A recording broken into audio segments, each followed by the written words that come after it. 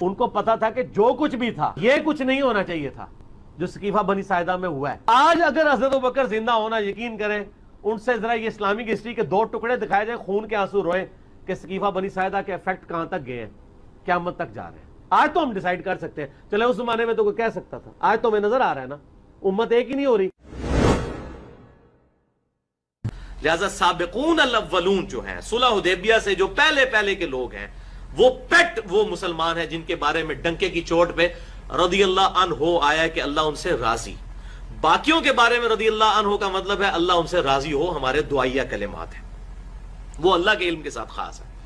وہ آپ حیران ہوں گے جب یہ تقریباً 100 نمبر آیت آئے گی سورۃ توبہ کی، تو اس میں اللہ تعالیٰ بتائے گا اے نبی آپ کے صحابہ کے 3 گروہ ہیں. ایک وہ ہیں جو ایمان میں سبقت لے جانے والے ہیں، دوسرے صحابہ وہ ہیں جو پکے منافق ہیں، آپ کو بھی علم نہیں ہے، اور تیسرے وہ ہیں کہ جو بس ابھی مسلمان ہیں، ابھی اللہ تعالیٰ ان کو آزمائے گا، دیکھے گا کہ ان کا ایمان قبول بھی ہوتا ہے کہ نہیں. تو یہ اسی میں آگے آتا ہے رضی اللہ عنہ. تو وہ پیش کر کے تو سب پہ لگا رہے ہوتے ہیں، سب نہیں ہے. سب اگر یہ ہوتے تو ہزاروں لوگ مولا ابو بکر رضی اللہ تعالیٰ عنہ کے ساتھ بغاوت کر دیتے، یا مسلمہ کذاب کے ساتھ مل کے جو ہے وہ جھوٹے پیغمبر کے